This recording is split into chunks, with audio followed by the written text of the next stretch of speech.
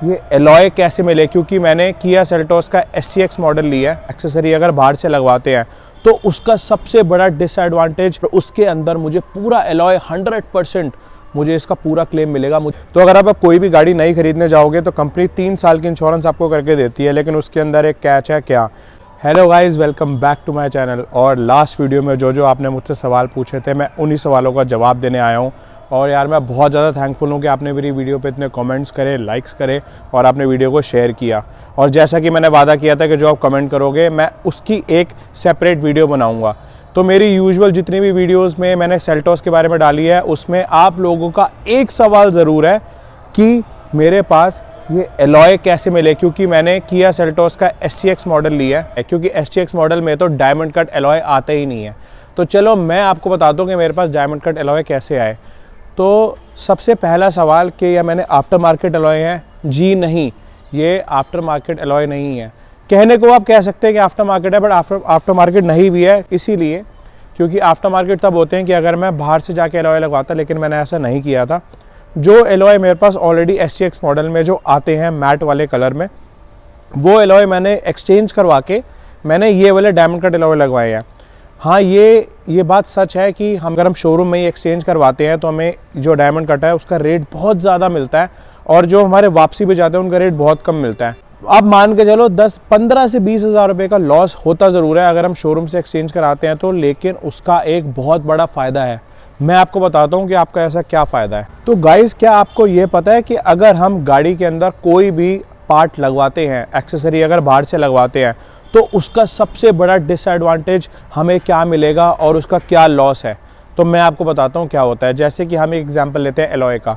अगर मान के चलो मैंने ये एलॉय आफ्टर मार्केट लगवाए हुए होते, जितने के भी होते हैं, जितने भी सस्ते पड़ते हैं मुझे, लेकिन अगर बाई चांस अनफॉर्चुनेटली कभी भी गाड़ी का एक्सीडेंट होता है और उसके अंदर एलॉय डैमेज होते हैं, उसके अंदर मुझे इंश्योरेंस में एलॉय का क्लेम नहीं मिलेगा। जी हाँ, आपने ये बात सही सुनी, मेरे को उसका क्लेम नहीं मिलेगा, क्योंकि ये एलॉय मैंने आफ्टर मार्केट खरीदे हैं। लेकिन ये एलॉय अगर कभी एक्सीडेंट होता है गाड़ी का, मुझे स्टिल उसके बाद मुझे इसका क्लेम मिलेगा। कैसे? मैं इसका जवाब देता हूँ। तो गाइस, मैं बताता हूँ कि एग्जैक्टली ये कैसे पॉसिबल है और मेरे एलॉय इंश्योरेंस के अंदर कवर्ड है। सबसे पहला काम मैंने क्या किया कि इसको मैंने शोरूम से ही मैंने एक्सचेंज करवा के उन्हीं से फिट करवा लिया।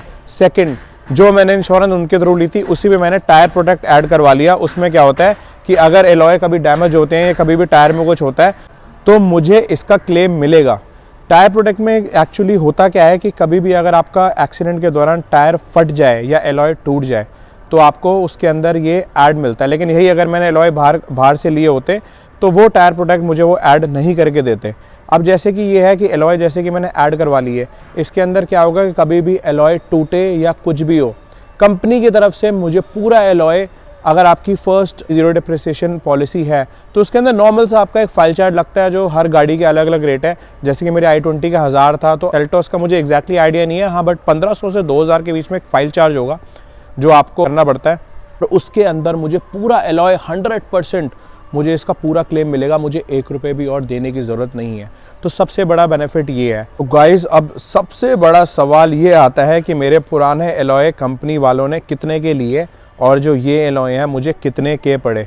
इसके अंदर भी बहुत बड़ा एक कैच है और आप हैरान हो जाओगे सुन के कि भाई साहब कितना कंपनी वाले एक्स्ट्रा पैसे लगाते हैं, बट स्टिल इतना पैसा लगाने के बाद भी मैं अभी भी लॉस में नहीं हूँ। चलो पहले बात करते हैं कि एग्जैक्टली कितने के मुझे पड़े हैं ये। तो जो मेरे पुराने एलॉय थे, पुराने तो नहीं कहूँगा मैं, लेकिन कंपनी वालों के लिए वो एलॉय पुराने ही होते हैं। तो पुराने एलॉय मेरे 20,000 के लेस हुए हैं और नए एलॉय करीबन मेरे 63 से 64,000 के अंदर आए हैं।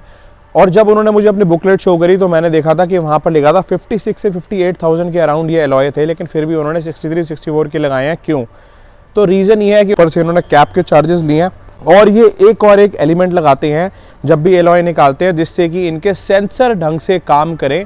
तो उस सेंसर के मिला के भी इन्होंने मेरे से 63 से 64,000 रुपीज़ लिए हैं, जो मुझे ठीक है वर्थ नहीं लगा। लेकिन अगर मैं इस चीज़ को सोचूं फ्यूचर पर्पज़ के लिए, अगर जैसे कि कभी एक्सीडेंट होता है या मुझे क्लेम लेने की ज़रूरत पड़ती है, एटलीस्ट मुझे इनका प्राइस वापस से मिलेगा, मुझे एलॉय मिलेंगे। यही अगर आप मान के चलो, आपको अगर यहाँ पे 65,000 रुपये के पड़े हैं, बाहर आपको हद से हद 55,000 के पड़ते या 50,000 रुपये के एलॉय पड़ते, आप मान लो 15 से 20,000 रुपये के प्रॉफिट में हो, लेकिन मेरे अकॉर्डिंग आप 15 से 20,000 रुपये के प्रॉफिट में नहीं हो, आप पूरे 60,000 के लॉस में हो। क्योंकि अगर आप बाहर से लगवाते हो और अगर आपका कभी एक्सीडेंट होता है तो आपको क्लेम में एलॉय का 1 रुपये नहीं मिलेगा। तो गाइस अब एक बात बताओ, आपको ये 15-20,000 का लॉस करना है या आपको 60,000 रुपये का लॉस करना है? समझदार आप खुद हो, आपको क्या करना चाहिए, जवाब आपको मिल चुका है। तो गाइस जाते जाते इसकी एक इंश्योरेंस की बात भी कर लेते हैं। अगर मैंने ये बात छेड़ी दी कि एलॉय को आपको अपने इंश्योरेंस में कवर कराना चाहिए, तो छोटी सी एक इन्फॉर्मेशन दे देता हूँ इंश्योरेंस के बारे में, जो कई लोग बहुत ज़्यादा गलतियाँ कर देते हैं। और सबसे मेन पार्ट, तो सेकंड एंड थर्ड ईयर में कई लोग क्या करते हैं, पूरी ही इंश्योरेंस करवा देते हैं भाई साहब, जिसमें कि थर्ड पार्टी वापसी करवा लेते हैं, लेकिन ऐसा नहीं है, आपको बेवकूफ़ बनाया जाता है। सेकंड ईयर में आपको थर्ड पार्टी कराने की कोई ज़रूरत नहीं है, क्योंकि थर्ड पार्टी आपकी ऑलरेडी हो रखी होती है। आपको सिर्फ first party zero depreciation add करवा के आप करवा लो, वो सबसे बेस्ट है, जिसके अंदर आपकी सारी चीज़ें एडेड हो। अगर आप चाहो तो कंज्यूमेबल्स भी ऐड करा सकते हो। कई बार क्या होता है कि इंश्योरेंस में कंज्यूमेबल्स नहीं होते, अगर आप क्लेम लेते हो, आपका क्लेम बहुत बड़ा आता है, मान लो 2 लाख रुपए के आपका क्लेम आता है, 2 लाख रुपए में कम से कम मान के लो 20 से 30,000 आपको भरना पड़ेगा। यही अगर आप कंज्यूमेबल्स ऐड करा लोगे तो आपको 20-30,000 नहीं भरना पड़ेगा। छोटी चीज़ें होती हैं जैसे रबड़ या कुछ फाइबर के पार्ट जो इंश्योरेंस में कवर नहीं होते, अगर कंज्यूमेबल्स ऐड करा लोगे तो आपका वो ऐड हो जाएगा। तो चलो गाइस, वीडियो को ज़्यादा एक्सटेंड नहीं करेंगे और वीडियो को हम एंड करते हैं। और जो बहुत छोटी सी इन्फॉर्मेशन मैंने दी है इंश्योरेंस के बारे में और एलॉय के बारे में, और अगर आपको इन्फॉर्मेशन इन्फॉर्मेटिव लगी हो तो यार प्लीज़ इस वीडियो को शेयर करना। और भी कुछ इन्फॉर्मेशन चाहिए, और भी बहुत सारी वीडियोस आने वाली हैं, लेकिन और भी कुछ इन्फॉर्मेशन चाहिए आप कमेंट कर सकते हो, मैं वीडियो बनाऊंगा। चलो गाइस, फिलहाल के लिए बाय यार। चैनल को प्लीज़ लाइक, शेयर और सब्सक्राइब ज़रूर कर देना यार। आप लोगों की वजह से ही मेरे को बहुत मोटिवेशन मिलती है कि वीडियोज़ और बनानी है और बहुत सारी इन्फॉर्मेशन लेके आनी है। Okay guys, bye.